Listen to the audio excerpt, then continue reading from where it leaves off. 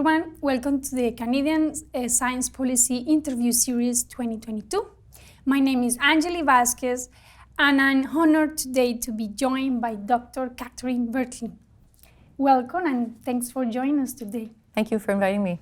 So, Cathryn, Dr. Bjerkelund is the Senior Director of Technical Expertise and Science Alignment in Laboratories Canada. So today we want to talk about Laboratories Canada and its role in scientific innovation. But first, I would like to ask you, what inspired you to join to Laboratories Canada? Thank you. So first, I just wanted to make an acknowledgement that we're on unceded territory of the Anishinaabe and Algonquin Nation, and it's a privilege to live and play in this region, and so I extend my respects to them. What made me want to join Laboratories Canada? Well, to me, it's a once-in-a-lifetime generational opportunity to reinvigorate the federal science ecosystem. From a Labs Canada perspective, we have that opportunity to support science excellence through new infrastructure, so through modern, agile infrastructure that could help promote collaboration, horizontal integration.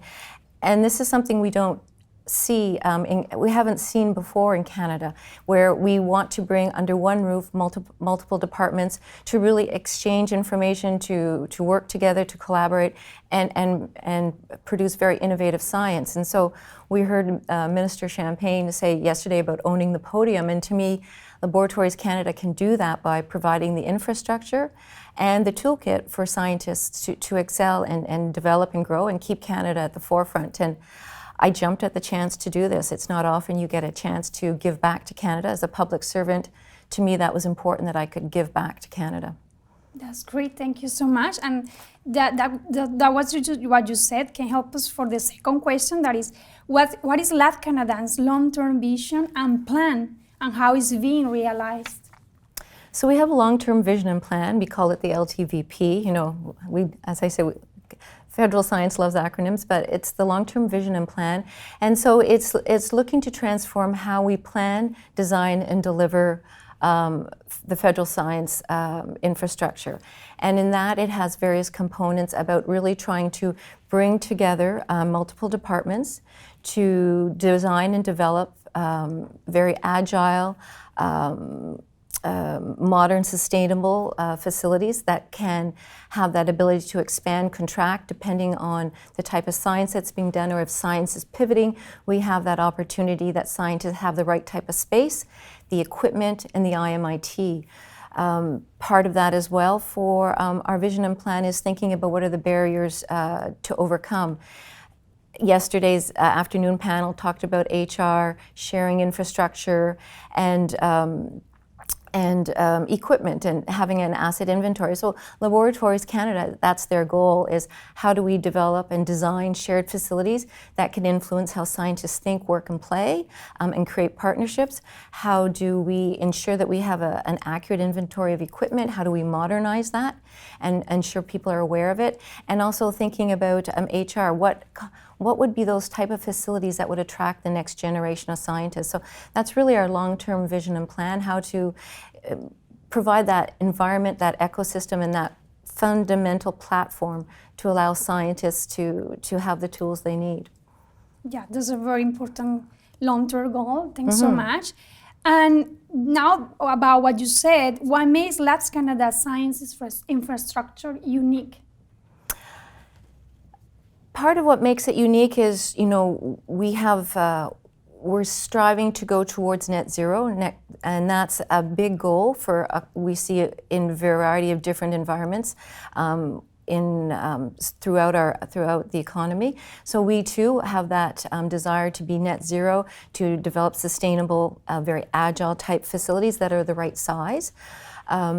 In designing that and moving in that direction, we are engaging very much with the scientists. So everything we do, the science is leading. Science is at the forefront of developing the real property. It's not always been that way, and we're trying to change that and move that. Science leads and informs the real property aspect of a building.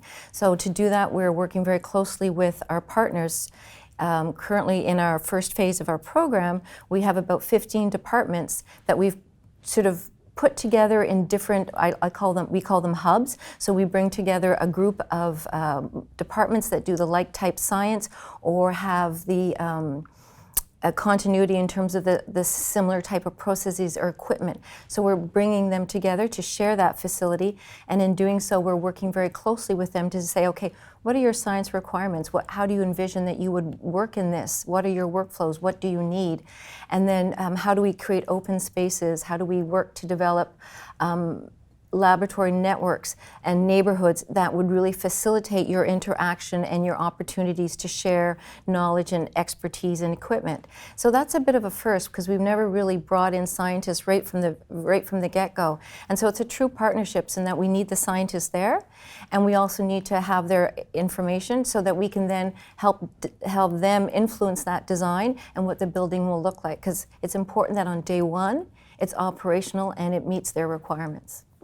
Yeah, thank you so much. I mean, I think it's very important to consider scientists' needs. Mm-hmm. And so going with that answer, I would like to ask you, how does lab design contribute to forward-thinking science and increased collaboration?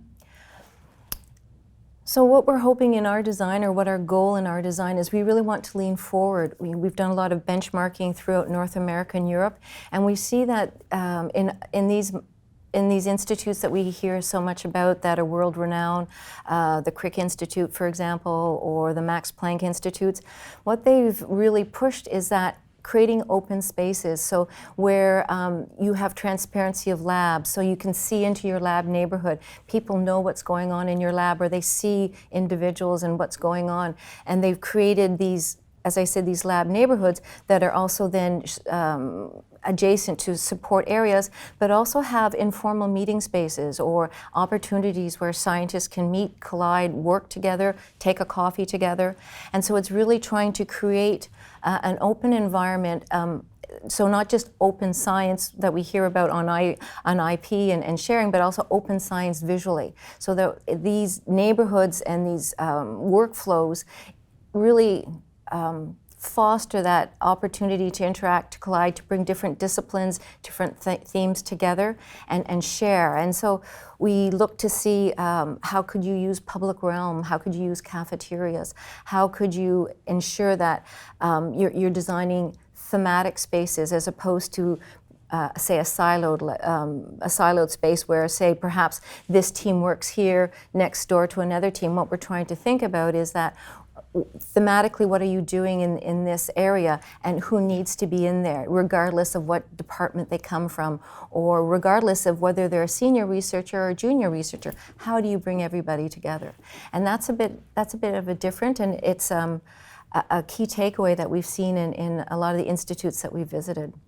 Thank you so much, Cathryn, for telling us Laboratories Canada main goals and perspectives and science and the future of it. So before I finish, I want to thank you for taking part of the CSPC conference, the CSPC community.